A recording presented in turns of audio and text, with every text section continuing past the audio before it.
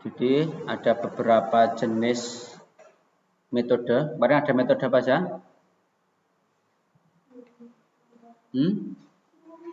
Apa kemarin? Studi? Terus? Lupa. Nah, terus? Terus?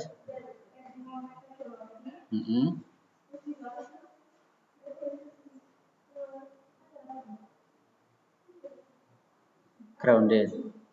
Ya. Nah, pertama kita mengumpulkan data, ya.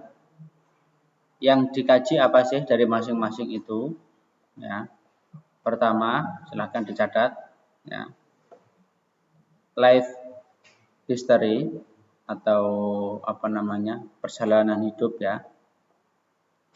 Itu individu tunggal yang dapat diakses dan berbeda. Maksudnya orangnya atau informannya itu bisa diakses. Bukan orang yang tidak bisa diakses informasinya. Percuma. Katakanlah misal kamu mau neliti tentang Fir'aun misal. Nah, kan nggak bisa diakses. Yang ada hanya bekasnya. Nah, gitu. Nah, dan berbeda, maksudnya berbeda itu apa yang unik dibandingkan dengan tokoh-tokoh yang lain misal. Jadi bukan perjalanan individu ya, tapi seseorang yang mungkin unik, bisa berupa tokoh atau bisa berupa tokoh itu macam-macam. Ada tokoh masyarakat, ada tokoh yang karena perjuangannya, misal apa namanya presiden atau gubernur atau siapa. Tokoh masyarakat bisa kiai, bisa apa namanya lurah atau petinggi atau leluhur, ya, yang dia punya perjalanan dan unik cara dia hidup. Nah, itu bisa. Itu life history atau biasa disebut dengan biografi. Nah, kemudian yang kedua, apa yang dikaji dari fenomenologi? Multi individu yang mengalami fenomena. Jadi ada beberapa individu yang mengalami fenomena. Nah, contoh misal gini. Kemarin rame ada apa namanya ya, seorang mahasiswa yang punya apa ya, sebagian banyak orang tidak tahu, punya kepribadian itu, saya lupa namanya, selalu menyimpan barang apapun. Jadi kamarnya itu kayak tempat sampah. Jadi misal bekas apa namanya, bekas minuman, mau dibuang, taruh di situ. Terus apa namanya, ya bekas botol kayak gini, terus apapun lah. Dan dia nggak merasa risih. Dan dia cenderung bersikap introvert, tidak mau terbuka, ya kayak dunianya sendiri gitu. Nah, dia sebenarnya nggak ada masalah. Cuman dia punya apa ya, di dalam kajian psikologi itu dia punya ya jenis kepribadian tertentu. Atau dia punya kecenderungan. Ya. Nah, itu bisa kita kaji dengan fenomenologi. Artinya unik. Tidak pada umumnya apa namanya? Tidak pada umumnya masyarakat atau tidak pada umumnya perempuan. Karena pada waktu itu case-nya adalah perempuan. Itu. Nah, kamu belum pernah menemukan kan punya teman yang menyimpan barang apapun di dalam kamarnya. Jadi eman mau dibuang, entah plastik, entah apa namanya, bekas makanan atau apapun. Nah, jadi kayak apa ya, eman mau dibuang itu.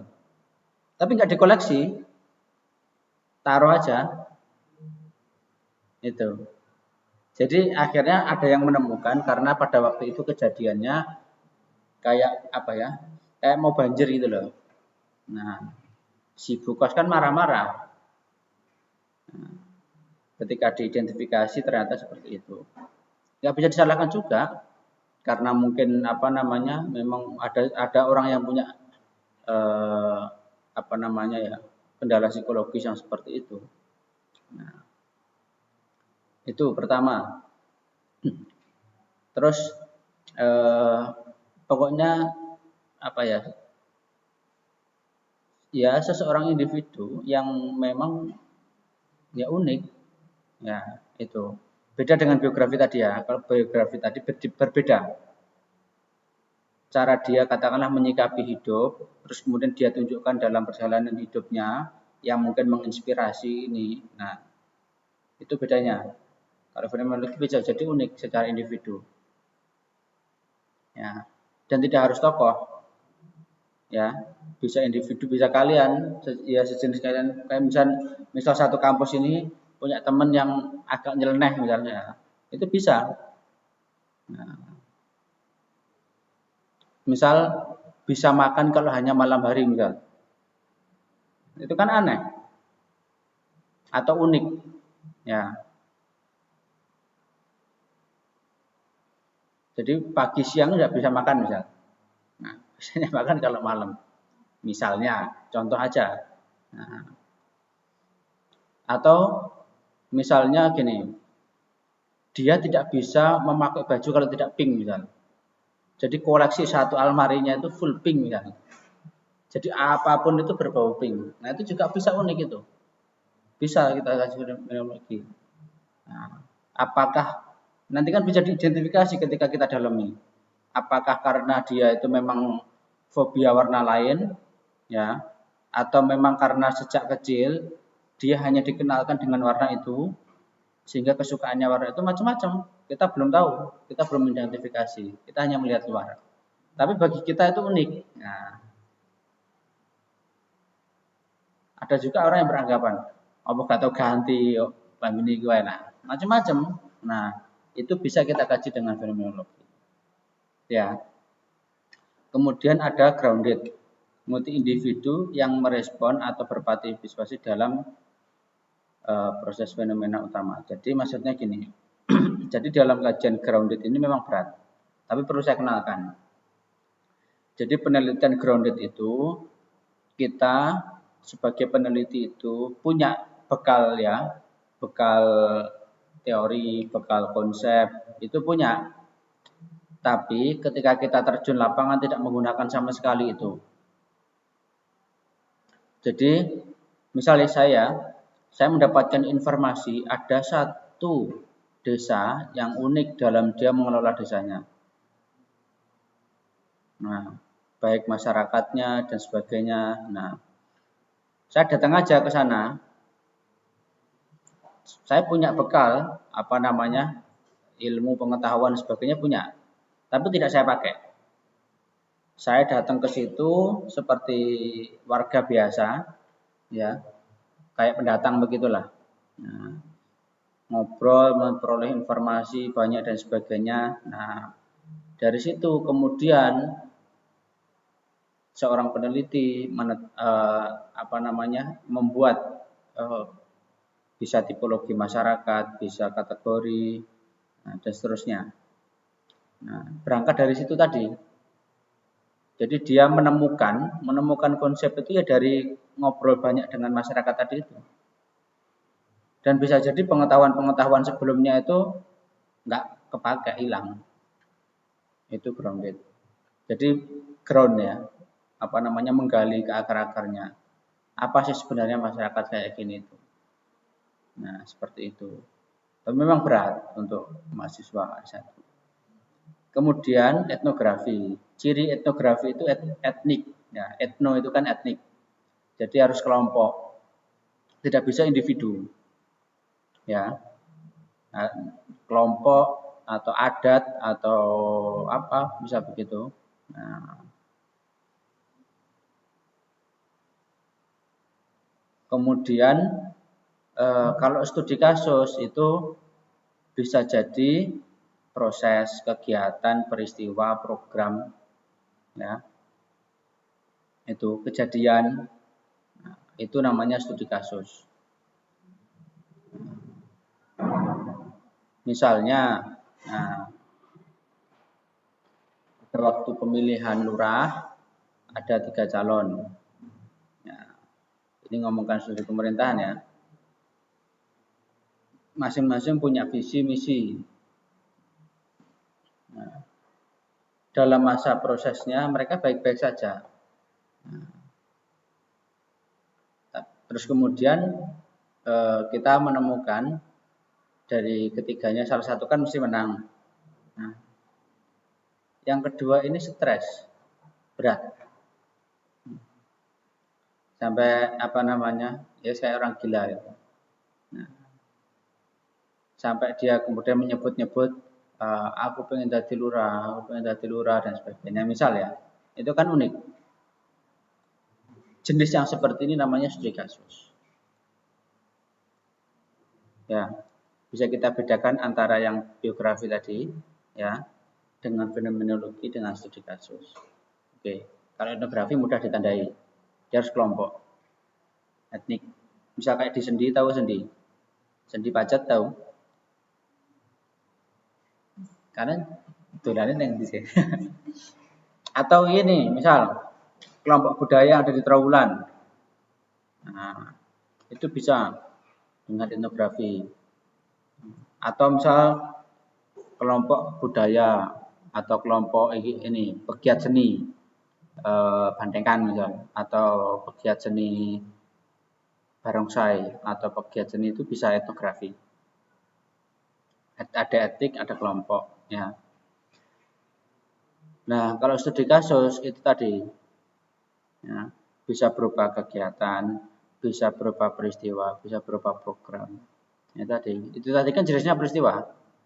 Orang sudah menjalani proses yang panjang. Nah, kemudian karena mungkin habis uang banyak, diteror macam-macam, nggak jadi.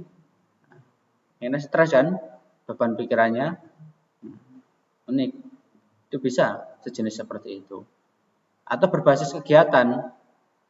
Berbasis kegiatan itu orang punya program, kayak misal di desa banyak BUMDes. Terus kemudian warga masyarakatnya sudah mendekati sejahtera.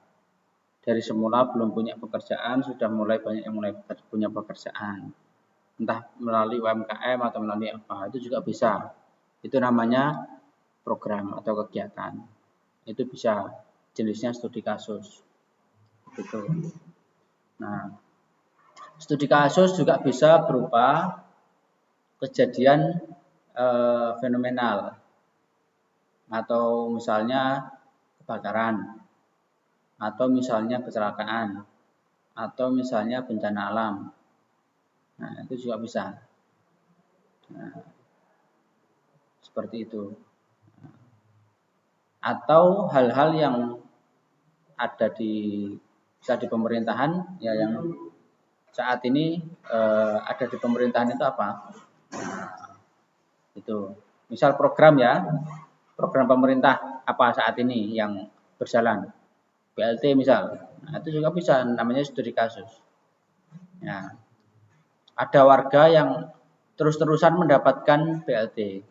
Tapi sebagian yang lain enggak. Nah, itu juga bisa seperti itu. Itu namanya studi kasus. Yang jenis seperti itu. Oke, kemudian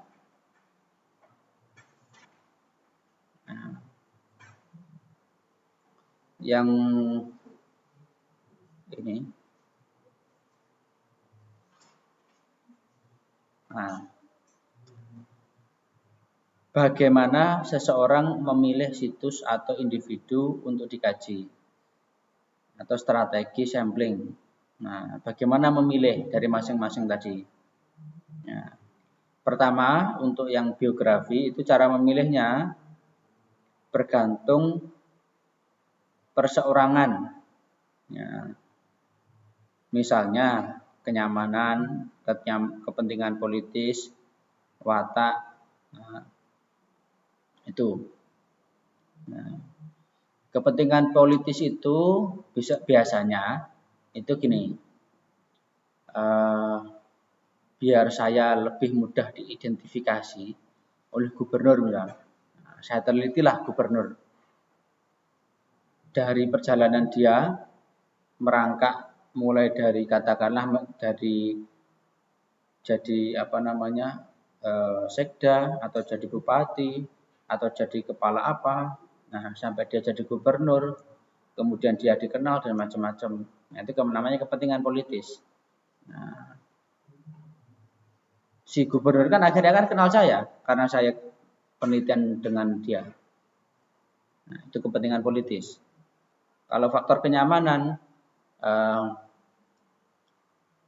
misalnya kita pengen mengungkap suatu tokoh itu karena kita merasa ini perlu diungkap. Kita nyaman. Perlu diungkap karena pribadinya baik, ya. Cara menyampaikan, cara menangani juga baik. Ya, tidak ya tidak hanya tampil di media saja pas waktu dia mukanya baik, tapi dari perilakunya juga baik. Aslinya maksudnya. Nah, itu faktor kenyamanan. Jadi tidak ada tendensi politis atau apa seperti itu. Itu juga bisa. Nah, faktor kenyamanan ini juga sebenarnya agak mirip dengan watak. Ya. Tidak mudah pemarah misal, tidak mudah tersinggungan atau tidak mudah playing victim lah atau apa dan macam-macam, ya, tidak mudah tebar pesona dan macam-macam. Nah, itu bisa memilih jenis yang seperti itu. Kemudian kalau fenomenologi menemukan perorangan yang mengalami fenomena sebagai sampel kriteria. Itu tadi saya bilang. Ya. Dari caranya unik. Ya. Individu atau beberapa orang ya yang jadi cara memilih situs atau memilih orangnya, memilih sampelnya, caranya begitu. Nah, jadi penelitian itu bisa yang ada di sekitar kita ataupun yang ada di agak berjauhan dengan kita. Nah, misal kita setiap hari di UNIM sambil mengamati di kampus ini kira-kira ada enggak orang yang seperti itu. Nah, keunikan itu macam-macam.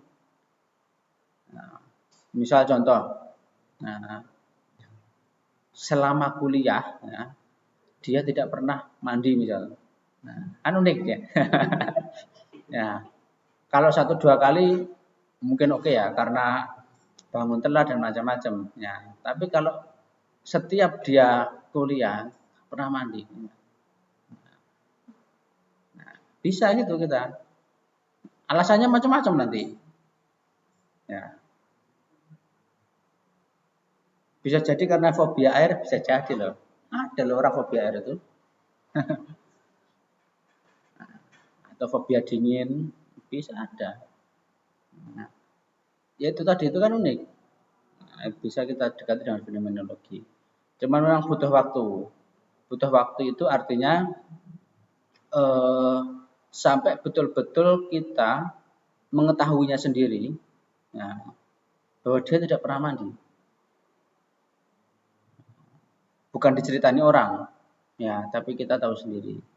Nah, misal aja sesama laki-laki, cobalah diajak ya di traktir ngopi lah atau apa. Nah, kemalaman kan, nah, bro saya nunut tidur di kosmu misalnya. Nah, nanti kan kita tahu beneran enggak dia. Nah, pagi tidak mandi. Nah, selama beberapa kali misal bisa dengan begitu. Nah, jadi artinya itu namanya proses observasi. Ya, proses observasi.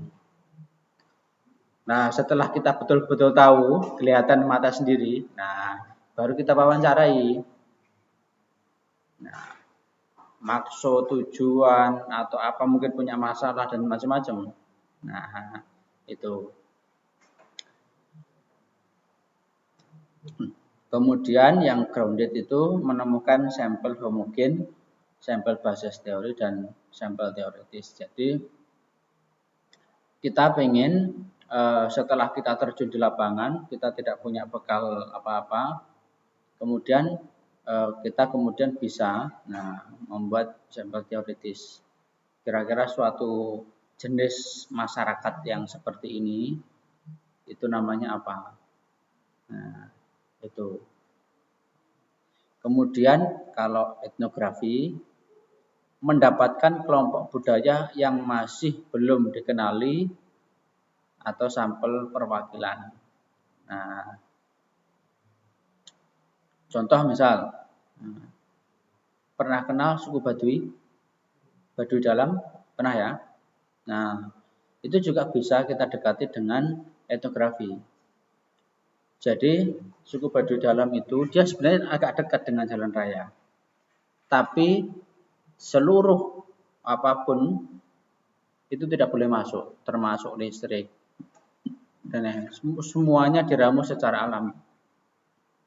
Dari mulai mata pencaharian, dari cara mengelola makanan dan yang lain-lain. Nah, itu juga bisa. Nah, dan pada waktu COVID itu zero COVID. Nah, tidak ada orang kena COVID di situ. Yang lain bingung, ya, lalu lalang masuk rumah sakit bingung dengan sendirinya, dia santai karena di sini nggak ada. Nah, itu namanya etnografi. Jadi kelompok budaya, ya, kesukuan tadi. Jadi etnografi tidak individu, nah, itu kelompok. Kemudian kita dalami, di situ ada nilai, ada norma, ada aturan, ya, yang berlaku di situ. Jadi biasanya nilai norma itu biasanya jarang yang tertulis. Ada juga yang tertulis tapi jarang yang tertulis. Bukan seperti aturan kayak undang-undang. Nah, tapi misalnya warisan nenek moyang. Misalnya per pagi hari tidak boleh ngapain misalnya.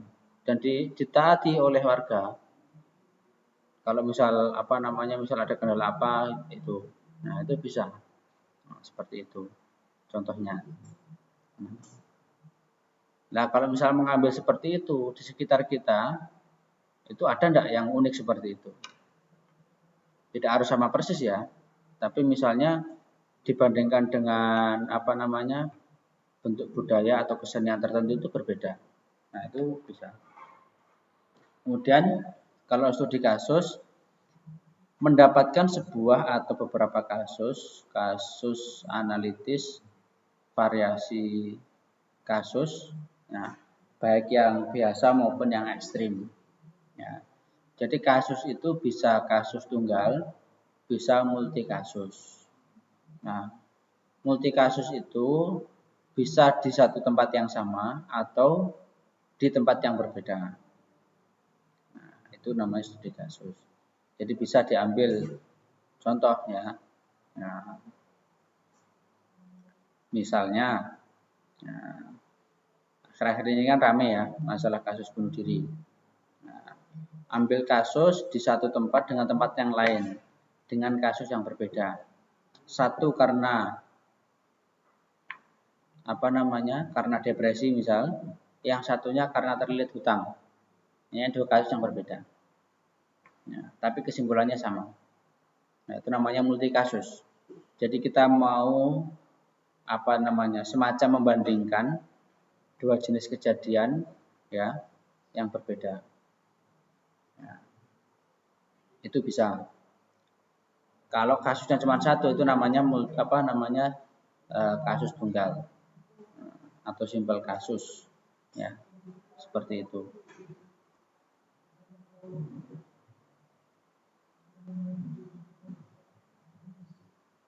Terus kemudian tipe informasi yang dikumpulkan.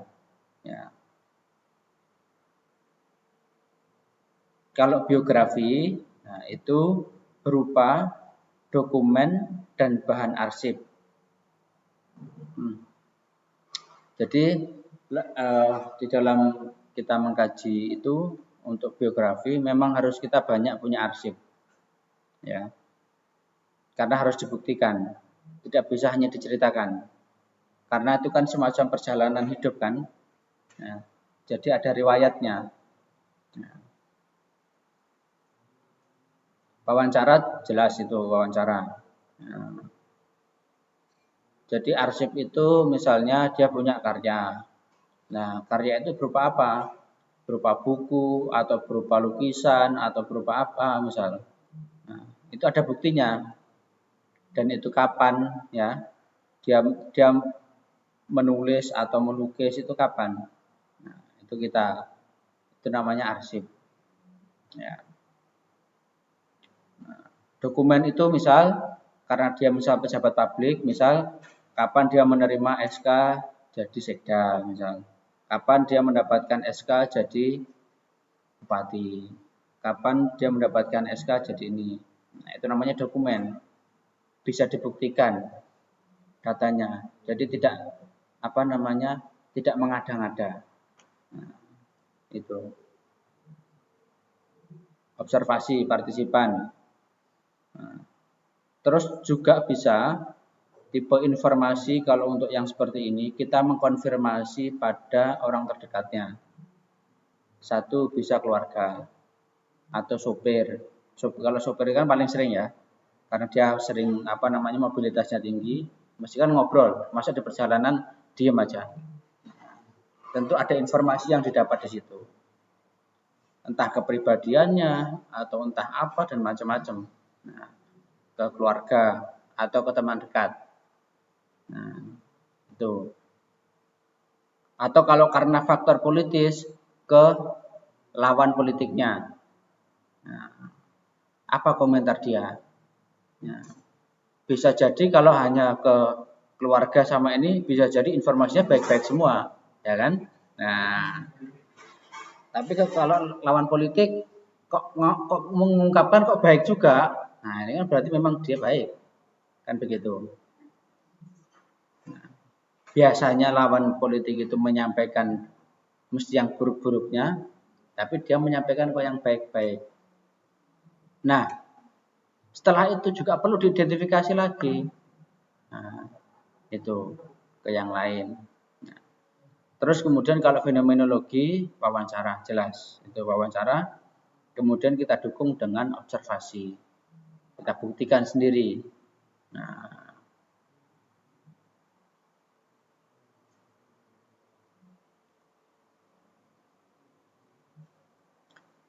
grounded itu juga wawancara, ya. Jadi kalau grounded itu sifatnya membutuhkan beberapa informan karena dia harus bisa mengkerangkai teori. Jadi nanti harus jadi teori. Nanti harus jadi teori seperti itu. Ya. Terus kalau etnografi, observasi partisipan, jelas wawancara. Terus artefak itu mirip dengan arsip, tapi dia bisa berupa kalau artefak itu bisa dengan apa ya? Kayak bisa berupa simbol, ya, berupa tanda-tanda tertentu, baik yang nyata maupun yang tidak. Maksudnya nyata itu misalnya pada suatu etik tertentu itu ada katakanlah patung kidang misalnya. Nah, dan itu tidak hanya satu. Nah, ini kan namanya artefak. Apa maknanya? Nah, atau misalnya kenapa ada ayam jago misalnya, kok enggak ayam betina? Nah, misalnya itu kan simbol artefak. Ya.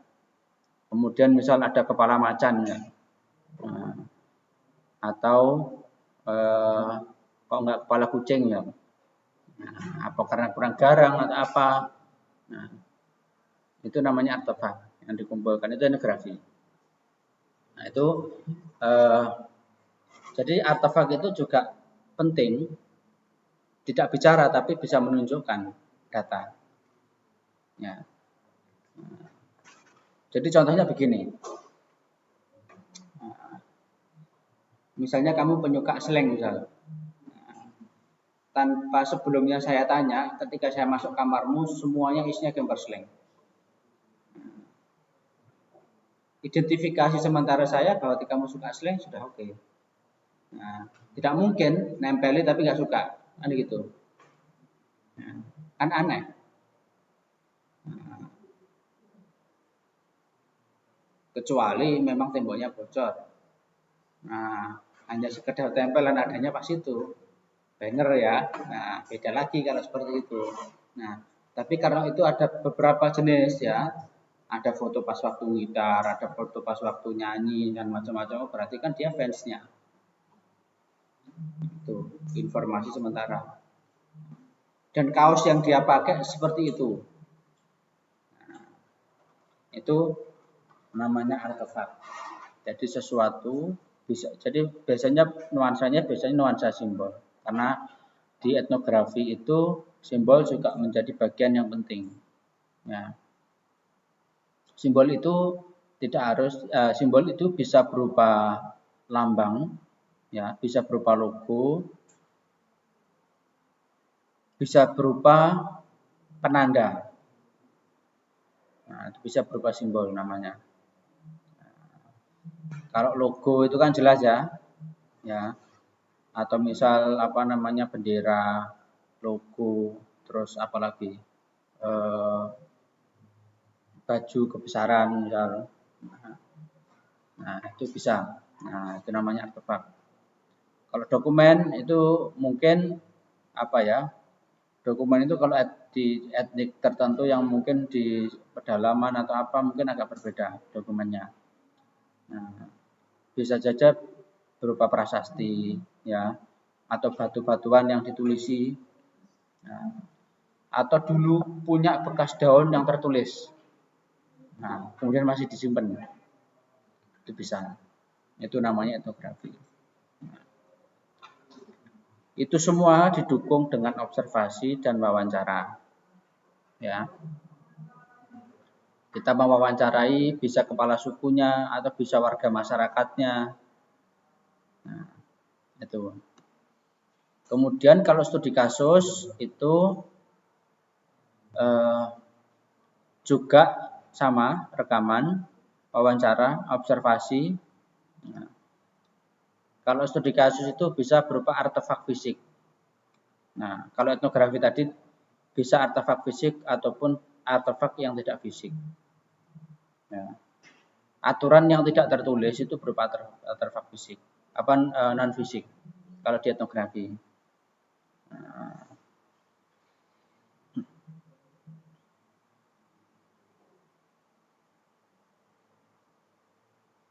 kalau di studi kasus harus ada artefak fisik. Jadi kayak semacam apa ya? Ya ada buktinya. Ya. Itu. Observasi wawancara jelas itu ya. Semua mengandung itu. Jadi ciri utama, nah ciri utama pengumpulan data berupa ini apa namanya? Metode penelitian kualitatif itu satu dari kesemuanya tadi ya, kita bisa mengambil apa namanya garis merah, benang merah, itu dua, observasi dan wawancara. Itu harus ada, ya, wajib. Dalam penelitian kualitatif wajib. Jadi wawancara itu tidak boleh diwakilkan. Jadi harus dia sendiri, harus yang bersangkutan. Nah, saya mau penelitian pada Januari, ya harus saya sendiri yang melakukan. Nah, nitip itu nggak bisa. Nah, nitip ini apa namanya wawancaranya tanyakan nggak bisa.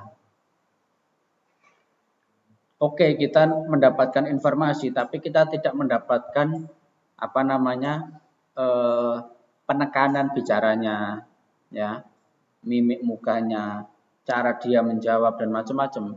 Nah, itu kan yang tahu harus yang bersangkutan. Itu.